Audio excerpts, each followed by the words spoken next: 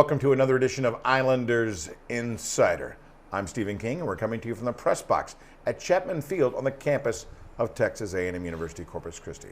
We're going to be talking some Islander baseball with head coach Scott Malone, as well as Islander softball with head coach Hughes. We also have a feature segment focusing in on our softball program.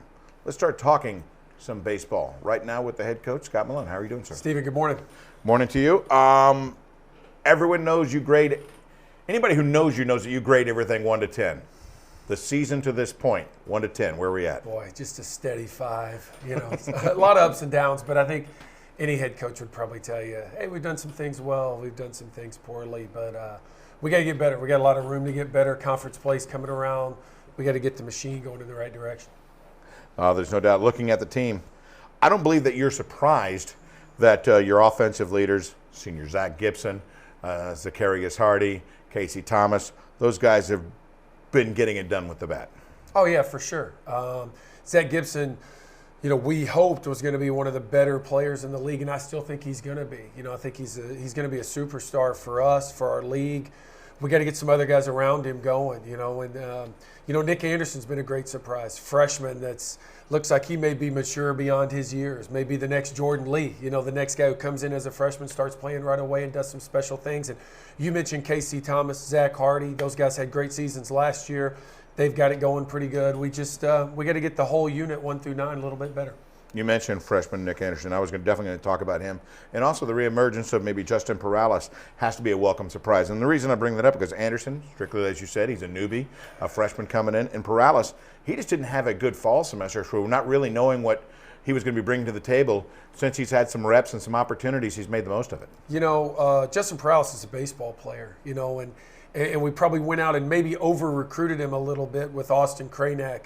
Big star, some MLB guys liked him, knew he had a lot of raw talent, but he set out last year. So now we're looking at this talented kid in Austin, and we've got Justin Perales, the veteran who's been around the program forever. And so we've kind of got both sides of the coin with some talent in Kranak and then just the old salty veteran who you want up there in a big at-bat in Justin Perales. So hopefully both those guys can get going and provide us with a little offensive punch.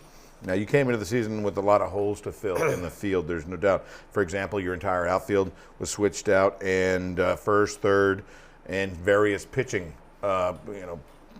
roles out there. Do you feel that the need to make adjustments has worked out for you, those assignments? Do you feel that you still are looking to make some changes? I think it's coming, Stephen, would be the best way I would say it. And I still think as a staff and probably, you know, the players would say the same thing, we're still kind of feeling these roles out. You know, what square peg needs to be over here, what round circle needs to be over here. But I think we all still believe in the parts, you know, 13 games in. We just got to get them laid out so that it's synchronized and working together, so that the defense matches what we need offensively, so that the pitching matches, you know, what we're trying to do. So, again, the parts are great. We just got to get them in the right order. And we need to, you know, we got a little mini 3-game losing streak. We need a little 3-game winning streak to get everybody believing in each other and to buy in and know, hey, man, we got it. You know, it's going in the right direction. So we just need to turn a corner and put some wins together. Is Cooper the surprise in the pitching staff right now? Yeah, for sure. You know, for sure. He's been outstanding. He's been steady Eddie out of the bullpen, which is hard to do. Sometimes it's easier to make that one start a week when you know your schedule. Well, he's been the opposite of that. He's been down there waiting for us to call his name, and he's been so good. He's kind of turned into the first man out, you know, whether it's the third inning, the fourth, the sixth, whatever it is, comes right out, shuts down the other team, and buys us, you know, 5, 6, 7 outs to hold the fort down while we can get the offense going. So he's been really big. Aaron Hernandez, another freshman, another new guy, has been really big coming out of the bullpen and giving us some really good innings. You missed out on a 3-game series this past weekend as Louisiana Tech got reined in. What I mean is there were road closures all throughout the state of Louisiana, and they could not get out of the state. What is the effect on the team and on your evaluation process when you lose a 3-game weekend opponent, especially the week before conference play gets underway? Sure. You know, first of all, you said it right. We got rained in. I don't know that we've ever had that. Been doing this 19 years, and it wasn't a rain out. It was a rain in where the other team couldn't get over here. But you know, obviously it's hard to find a positive when you lose 27 innings of baseball, a chance to evaluate your players, a chance to get a ton of guys innings on the mound and find out where they are, a ton of at-bats to find out who can step their game up and stuff. So, but you make the most out of it. We've practiced, we've worked, tried to push each other to get a little bit better. And even kind of our mantra is one thing at a time. Let's be good at the little things. Let's find something to hang our hat on, whether it's bunting, base running, the small game. For our pitching staff, let's just go out and throw strike one. Let's slow this game down, find a couple of things to hang our hat on and be really good at. And hopefully when we get on the field tomorrow, we start to see, the sum of that coming together. So hopefully we use the weekend to get better. And Louisiana Tech, I know it's disappointing they couldn't make it for multiple reasons. Louisiana Tech, that's got special meaning to your family, is that correct? Oh, it does.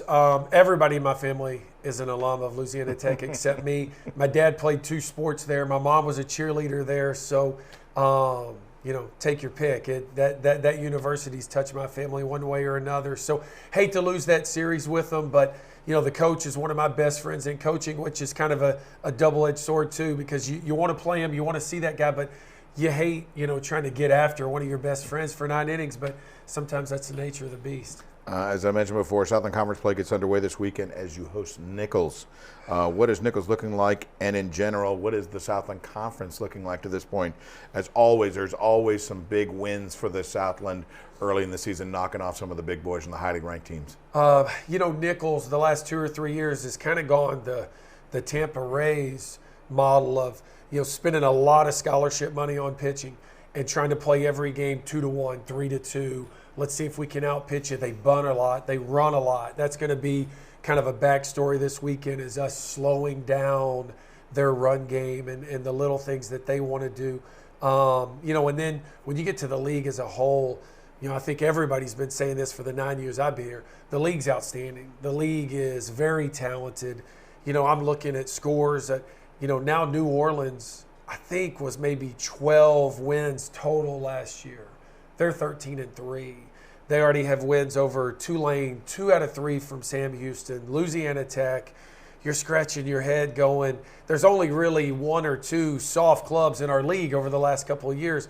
Well, if New Orleans is going to be 13-3, where's the bottom going to be? So that says a lot about this league, how talented it is from 1 all the way down to 10, 11, 12. So it's going to be another crazy 30-game stretch in the league. And again, at the end of the day, we got to worry about ourselves. We got to go out and play very good Islander baseball and see how many weekends we can win. We need to go 2-1 every weekend, and we'll have a chance to be in a hunt down the stretch to win a championship. Should be exciting. Coach, good luck this weekend. Thanks, Stephen. Appreciate it. Scott Malone joining us once again here in the press box. When we come back, we have a feature segment focusing on Islanders softball. Stay with us. More to come. Islanders Insider continues. On behalf of all student athletes, thank you to the members of the Islander Athletic Fund for allowing us to earn a great education at the Island University. Thank you for giving us the opportunity to play the sports that we love. Thank you for preparing us to achieve excellence in the classroom, in competition, and in our community. Thank you for providing us with a first-class campus experience. Thank you for the chance to represent Corpus Christi with pride. Thank you for making us Islanders for life. Thank you for making us Islanders for life. Thank you for making us Islanders for life. All right, everybody, if this doesn't get your toes tapping, then check your pulse.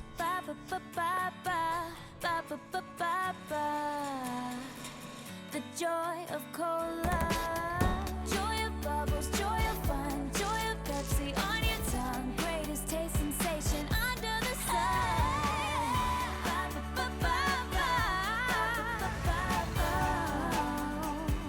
Pepsi Cola.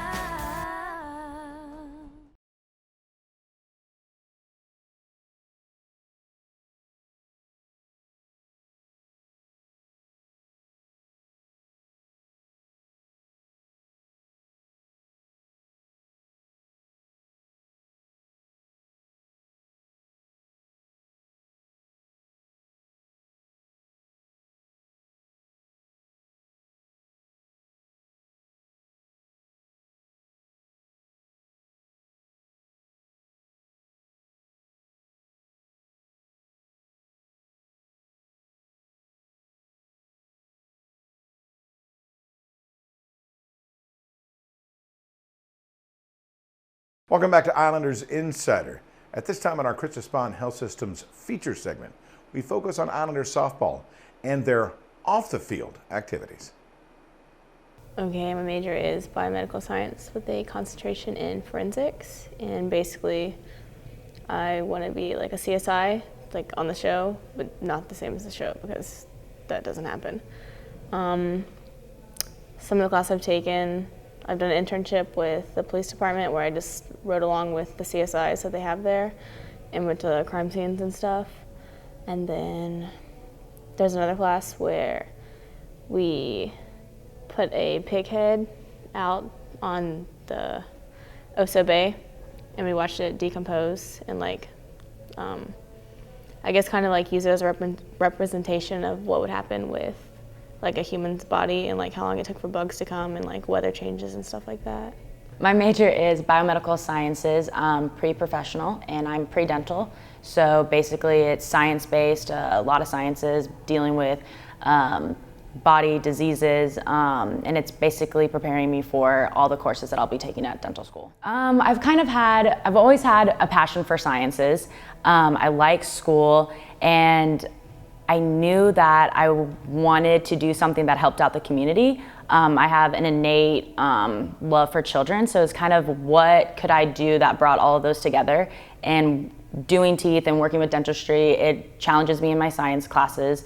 It gives me enough schooling, but not 10 years of schooling like medical school. And then in the long run, I could potentially do pediatrics, so I could work with children. Being a mechanical engineering major is hard, takes up a lot of your time, and I don't have as much time to study or do homework like the non-student athletes have. And my dad had an uncle that was a pilot in the Air Force, and growing up I just always thought that was so cool, but I would say that my love for flying didn't come around until I was probably 12 or 13. I just suddenly became interested in it, and we used to go to the Air Force Base in Wichita for all the open shows, and I got to walk through all the planes and see all of them, and I was just in heaven. Right now I'm only about halfway or maybe a little over towards getting my private license. I still have quite a few hours to get. During college I haven't really been able to do much towards it. Being a student athlete takes up most of your time and doesn't leave enough time to go fly and make much progress with it. So I just usually fly when I'm home over the summers while I'm not working. I'm not gonna lie, it's extremely challenging, but it's one of those things, and I kind of tell a lot of my classmates because they ask me the same question, you just do it. You know, it's almost easier once season comes around because you don't have time to procrastinate. You have things to do and list them out and you just get them done, and you don't make excuses for yourself. You just have to do it. I want to work at the FBI, for sure. For them to even look at you, you have to have 3 years of experience with the police. And then even that, like, it's really hard. You have to have like a lot of good credentials for them to even want you, because it's the FBI, obviously. So I feel like I have to do like a lot just to even get looked at, but that's the ultimate goal. Smartest person on the team, for sure, Allie, just because she has the hardest major and she still manages to pretty much get all A's in every single one of her classes. Mechanical engineering, done deal. Allie wins, takes the cake. Lung cancer is the leading cancer killer in both men and women. Because most cases are diagnosed in the most advanced stage, early detection is the key to survival. Are you between the age of 55 and 74? Have a smoking history of at least 30 pack years? Radiology and Imaging of South Texas and Krista Spahn Cancer Center have joined together to offer affordable lung cancer screenings. Call 1-855-557-7646 to schedule, because what you can't see can kill you. I'm Christy Felice, and I am the Director of Brand Engagement for the Houston Astros. Texas A&M University at Corpus Christi has absolutely helped get me to where I am today, and it is a small campus with large opportunities. You should definitely choose Texas A&M University, Corpus Christi. 97% of A&M Corpus Christi graduates will be working or in graduate school upon graduation. Texas A&M Corpus Christi. Discover your island. Visit us today at tour.tamucc.edu.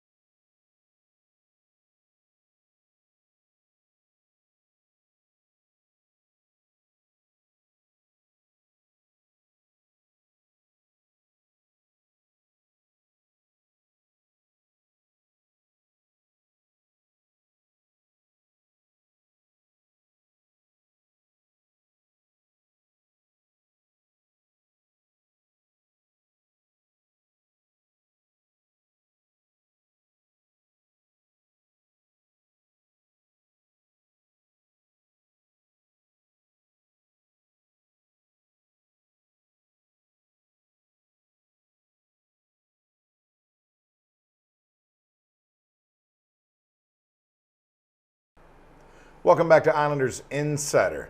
At this time, we're joined by the head coach of your Islanders softball program, Coach Stephanie Hughes. Coach, how are you? Good, how are you? Very, very good. Very, very good. Significantly a better start to this season than it was last year. I know you had really a rough start getting rolling in 2015. Now in 2016, much better start, a lot more offensive output. Currently 11-11 as of taping today. Did your early tourney wins against Iowa, was that really a confidence booster for this team right off the hop? I mean, it's a big program, and those were big wins early. For sure. It was a big confidence booster. Just starting off the season with wins at home, makes everybody happy, obviously. But going into the second, third, and weekends of the season, and now getting into conference, and knowing that we can compete with teams like Iowa, it helps the girls on the field as well as just mentally. Let's look at some of the positives as the team's pitching staff is currently posting a sub-3 ERA. Liz Carter had her first career no-hitter against Prairie View A&M. And as good as she has been in her career, I was actually a little surprised that was her first no-hitter.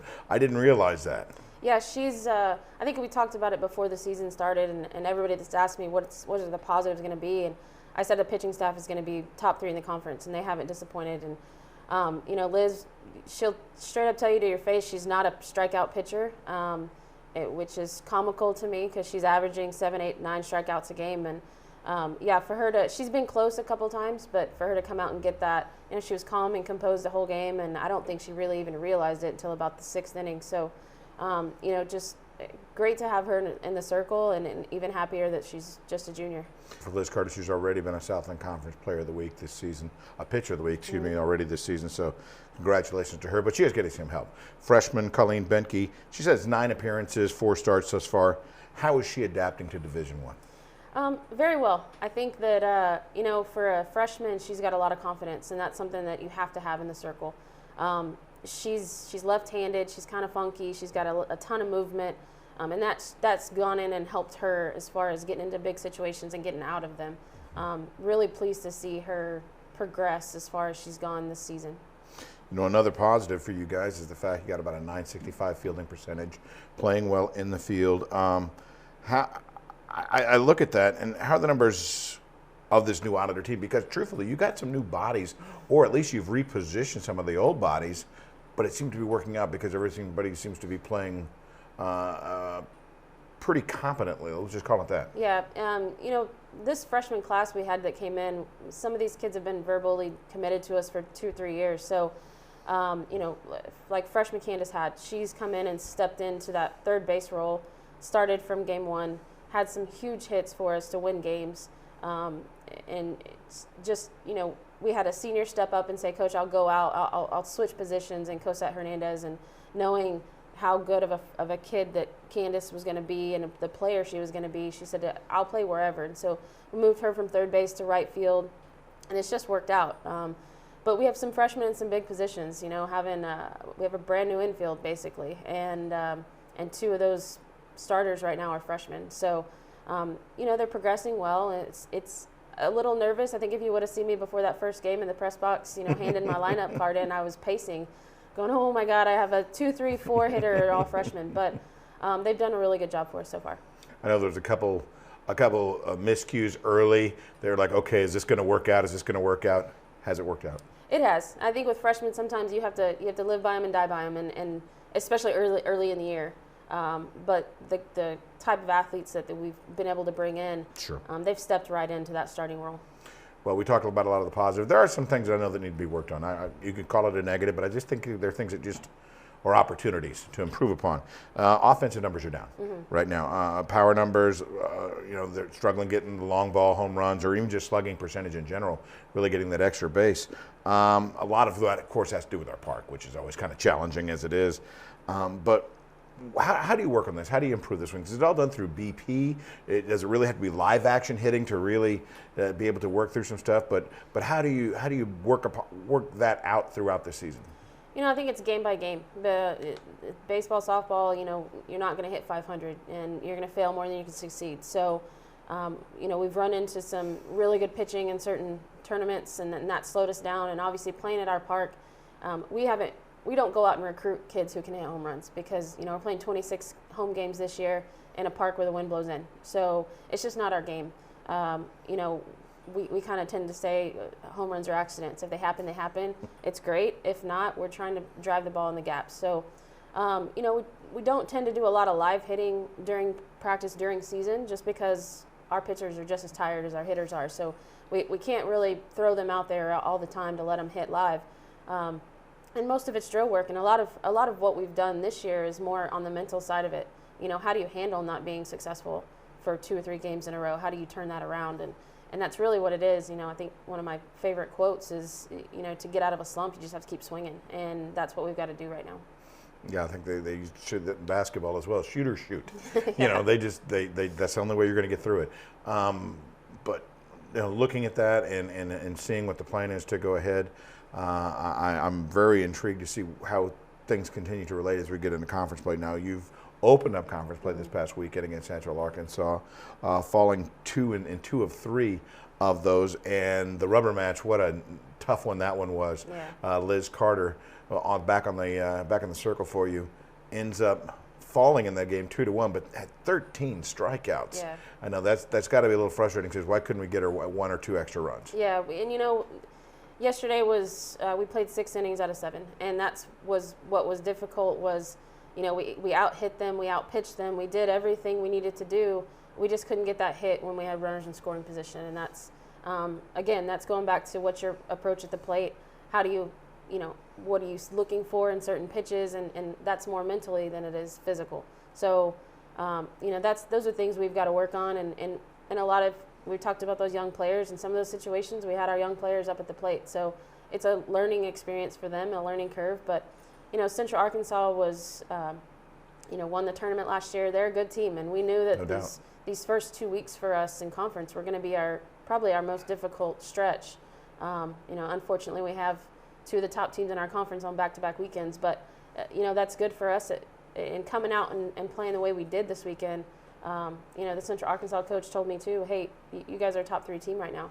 So that's encouraging to hear from an opposing coach who's, in my opinion, in the top of our league. Well, that is very positive to hear.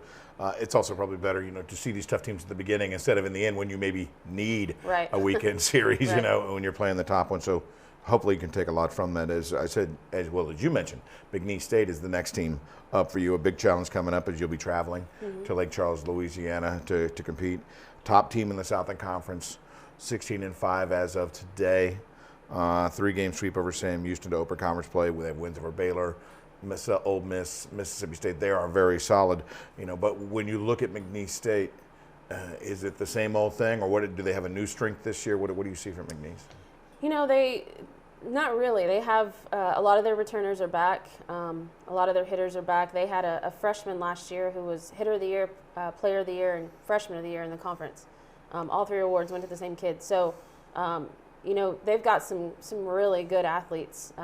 The good thing is that we have some really good pitching. So, you know, I expect it to be a battle. It's going to be tough because it's in Lake Charles, but, you know, same thing with their head coach. They know what our pitching staff is, and you know, I had a coach earlier in the year tell me Liz Carter should be pitching in the SEC. That's how good of a pitcher she is. So, you know, I'm confident every time we're out on the field with anybody that we throw in the circle that we have a chance to win, and we've just got to make sure we get those hits when we need them.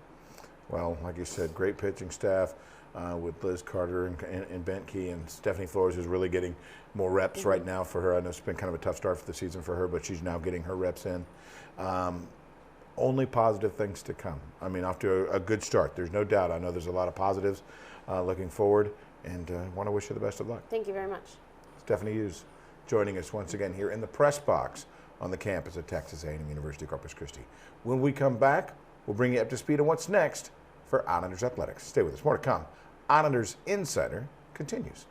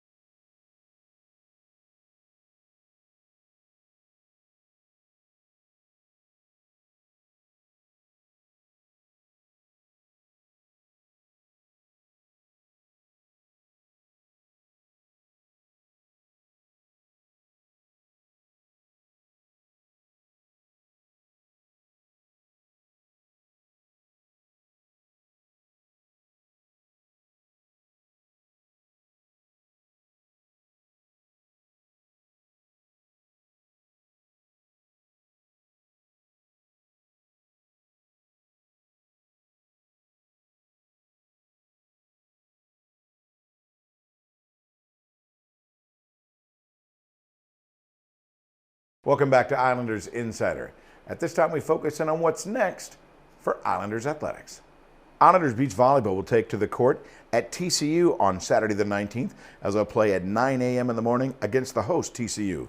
They'll come back later in the day at 4 o'clock as they'll play Houston Baptist. Then they'll play the third and final game of the weekend on Sunday the 20th against Florida State. That start time, 9 a.m. Islanders softball will head out on the road in Southern Conference play as they'll take on McNeese State. On Friday the 18th, they'll start a doubleheader at 5 o'clock and then 7 o'clock. And then on Saturday, they'll return for a 12 noon start. On Friday the 18th, Islander Baseball will host Nichols in their Southland Conference opener. Friday night, the game will start at 6 p.m. On Saturday, a 4 o'clock start, and then on Sunday, they'll wrap up the 3-game series with a 1 p.m. start time. On Saturday the 19th, Islander Track and Field will head to the UTSA Texas Challenge Invitational.